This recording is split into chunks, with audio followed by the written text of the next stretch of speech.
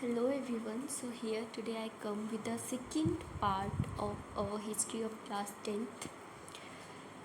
So you know already that in first part we had already covered the aristocracy and the new middle class. यहाँ तक we had already completed. So now let's move forward with the new topic, that is what did liberal nationalism stand for.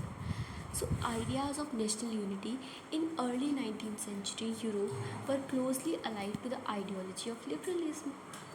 जो ideas थे national unity के early 19th century में Europe में, वो बहुत ज़्यादा क्लोजली अलाइड, मतलब एक फ्रेंडशिप उसको कहते हैं, बहुत ज़्यादा क्लोज थे, क्लोजली अटैच्ड थे किससे, लिबरलिज्म की आइडियोलॉजी की. अब नाउ द टर्म लिबरलिज्म क्या है, derives from the Latin word liber meaning free. तो ये क्वेश्चन बन सकता है कि जो लिबरलिज्म टर्म है वो कहाँ से ड्राइव हुआ है. वो हुआ है ड्राइव जैसे लिबर वर्ड से, जो कि एक लैटिन रूट वर्ड है जिसका मतलब होता है फ्री. ठीक है.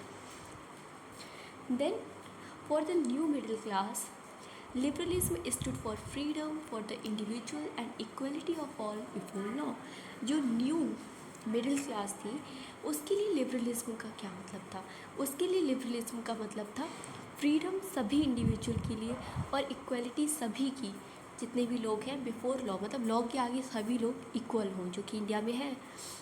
Politically it emphasised the concept of government by consent. और पॉलिटिकली क्या चाहते थे, लिबरलिज्म का क्या मतलब था पॉलिटिकली, कि गवर्नमेंट जो है वो लोगों की कंसेंट, उनकी सहमति से बने.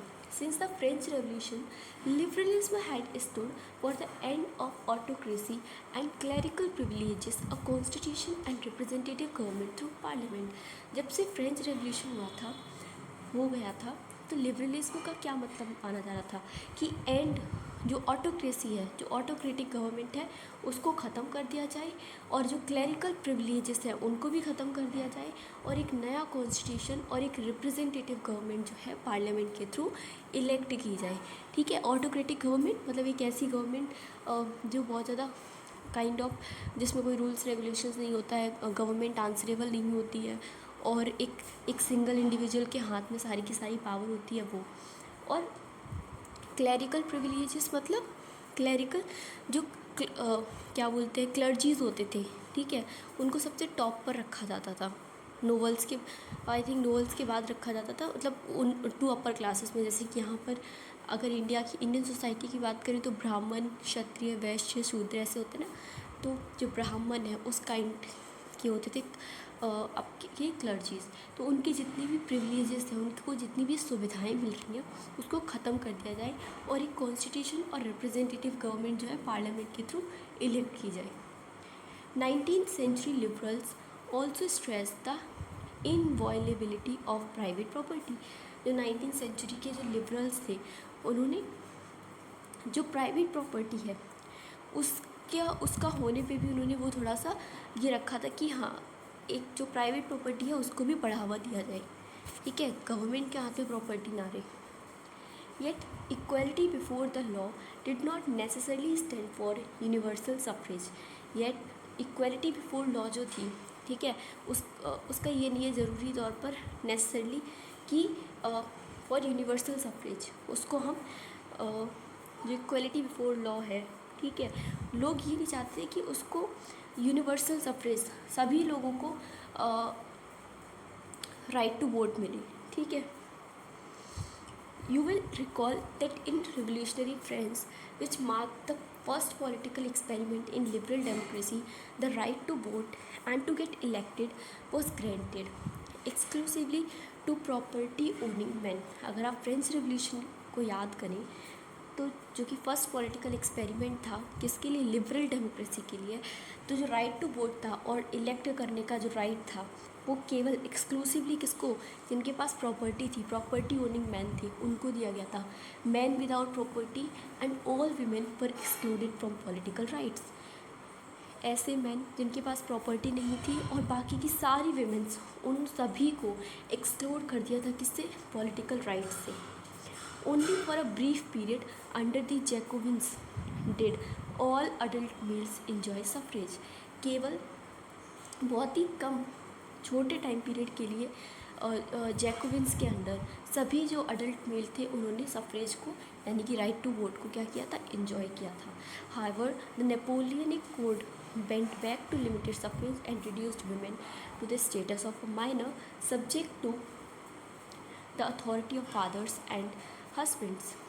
जब वापस से नेपोलियनिक कोड आया तो क्या हुआ, जो लिमिटेड सफ्रेज था वही रह गया, मतलब जो प्रॉपर्टी मैन थे वही केवल राइट, उन्हीं के पास राइट टू वोट था. और जो विमेंस थी उनको क्या एक माइनर का स्टेटस दे दिया, दैट इज़ कि वो जो है विमेंस का खुद में कोई रोल नहीं है, या खुद वो कोई बड़ी चीज़ नहीं है या फिर कुछ नहीं है. उनका जो है, उनकी जो अथॉरिटी है वो उनके फादर्स और हस्बैंड्स के हाथ में ही होती है, तो उनका खुद का कुछ बोलने का अधिकार है ही नहीं. Throughout the 19th and early 20th century, women and non-propertied men organized opposition movements demanding equal property rights. पूरी की पूरी 19th और अर्ली 20th सेंचुरी में विमेन और जो नॉन प्रॉपर्टीड मैन थे उन्होंने ऑर्गेनाइज़ की ऑपोजिशन मूवमेंट्स, ठीक है, जो डिमांड कर रहे थे क्या, इक्वल पॉलिटिकल राइट्स. अगर हम इकोनॉमी के स्पेयर में बात करें किसकी, लिबरलिज्म की, तो उसका मतलब क्या था, ठीक है. अब हम बात करेंगे किसकी, इकोनॉमिक स्पेयर में. अभी हमने बात की थी किसकी, पॉलिटिकल स्पेयर की. तो लिबरलिज्म इकोनॉमिक स्पेयर में, liberalism stood for the freedom of markets and evolution of state impose restrictions on the movement of goods and capital. तो यहाँ पर लिबरलिज्म का मतलब था कि फ्रीडम ऑफ मार्केट की फ्रीडम हो और एवोल्यूशन ख़त्म हो जाए स्टेट की जो इम्पोज रिस्ट्रिक्शंस है मूवमेंट पर, किसके, गुड्स और गुड और कैपिटल्स जो होते हैं, जो सामान आता जाता है उस पर जो स्टेट ने इम्पोज कर रखा है रिस्ट्रिक्शंस, वो ख़त्म कर दिए जाए, ठीक है. एवोल्यूशन मतलब ख़त्म करना. During the 19th century this was a strong demand of the emerging middle class. 19th century के टाइम पर ये बहुत ही स्ट्रॉन्ग डिमांड निकल के आई थी किसकी, एमर्जिंग मिडिल क्लास की. Let us take the example of German speaking region in the first half of the 19th century. तो हम एक एग्जाम्पल के तौर पे यहाँ से समझेंगे जो कि जर्मन स्पीकिंग रीजन में था फर्स्ट हाफ में 19th सेंचुरी के. Napoleon's administrative measures had created out of countless small principalities a confederation of 39 state. जो नेपोलियन के जो एडमिनिस्ट्रेटिव मेजर्स थे उन्होंने क्या किया था, उन्होंने काउंटलेस छोटी छोटी जो प्रिंसिपैलिटीज़ थी, ठीक है, अ कॉन्फेडरेशन ऑफ 39 स्टेट, जो 39 स्टेट्स की कॉन्फेडरेशन थी. Each of these possessed its own currency, उनकी खुद की एक करेंसी थी, ठीक है. एंड वेट्स एंड मेजर्स, उसकी उन सभी के खुद के वेट्स और मेजर्स थे. अब यहाँ पे क्या समझा रहे हैं कि नेपोलियन का जो एडमिनिस्ट्रेटिव मेजर्स था उसकी वजह से क्या हो गई थी, काउंटलेस स्मॉल प्रिंसिपैलिटीज़ हो गई थी जिसमें 39 स्टेट्स आते थे, ठीक है. हर किसी की जो प्रिंसिपैलिटी थी उसकी खुद की करेंसी थी, उसका वेट और मेजर्स का सिस्टम था. अब मर्चेंट ट्रेवलिंग, वेट और मेजर मतलब समझ रहे हैं, नाप तोल करने का जो सिस्टम होता है. A merchant traveling in 1833 from Habsburg to Nuremberg to sell his goods would have had to pass through 11 custom barriers and pay a custom duty of about 5% at each one of them. एक merchant जो travel कर रहा था 1833 में Hamburg से कहाँ पे, Nuremberg में, उसने क्या किया, अपनी जो गुड्स है उसको बेचा, ठीक है. उसको इतने 11 डिफरेंट कस्टम बैरियर से गुजरना पड़ा. जहाँ भी जाता था जिस भी स्टेट पे, वहाँ पे भैया उस पर कस्टम बैरियर लग जाते थे. कस्टम बैरियर मतलब टैक्स, ठीक है. जैसे आप एक कंट्री या एक स्टेट से दूसरे स्टेट में सामान लेके जाते तो वहाँ पे टैक्स लगता है, तो वही बता रहे हैं. और पे अ कस्टम ड्यूटी, और उसको पे करनी पड़ी थी कस्टम ड्यूटी लगभग 5% की at each one of them. Duties were often levied according to the weight और मेजरमेंट ऑफ द गुड्स. जो ड्यूटीज़ थी वो अक्सर लेवाई लगती थी किसके अकॉर्डिंग, वेट और मेजरमेंट की अकॉर्डिंग, किसके, गुड्स की. As each region has had its own system of weight and measures, this involve time consuming calculation. जैसे कि हर रीजन का खुद का एक वेट और मेज़र का सिस्टम था, तो इसमें ना ये बहुत टाइम कंज्यूमिंग था, कैलकुलेशन थी.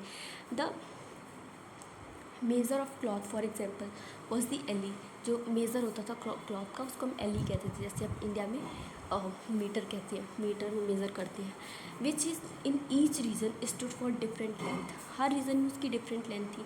An ell of textile material brought in Frankfurt would get 454.7 centimetre of cloth, in Mainz 55.1 centimeter, in Nuremberg 65.6 centimeter, in Freiburg 53.5 centimetre.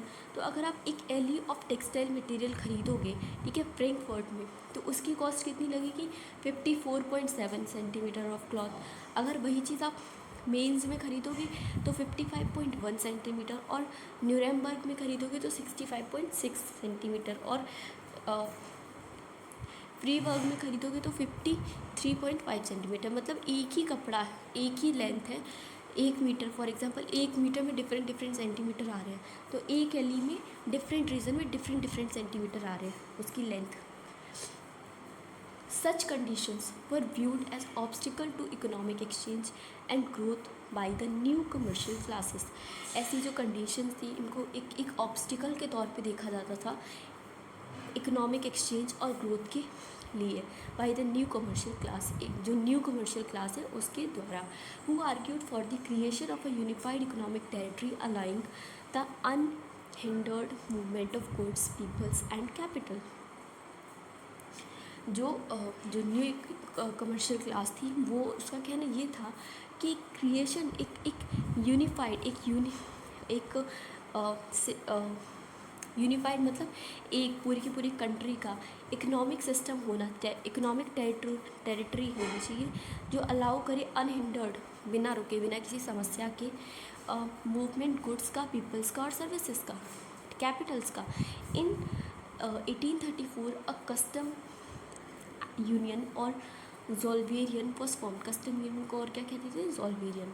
उसको 1834 में एक कस्टम यूनियन या ज़ोल्वेरियन बनाया गया at the initiative of Prussia ने उसकी शुरुआत की, and join by most of the German states, और उसको ज्वाइन किया बहुत सारे जर्मन स्टेट्स ने। The union abolished tariff barriers and reduce the number of currencies from over 30 to 2। और जो यूनियन बना था उसने बहुत सारे टैरिफ बैरियर्स, यानी कि जो टैक्सेस लगते थे वो वाले जो बैरियर्स हैं उसको हटा दिया था, और जो करेंसी का जो नंबर था उसको रिड्यूस 30 से उसको 2 पे ले आए थे। The creation of a network of railways further stimulated mobility, harnessing economic interest to national unification. जो क्रिएशन थी of a network of railway के नेटवर्क की, उसने दोबारा से क्या किया?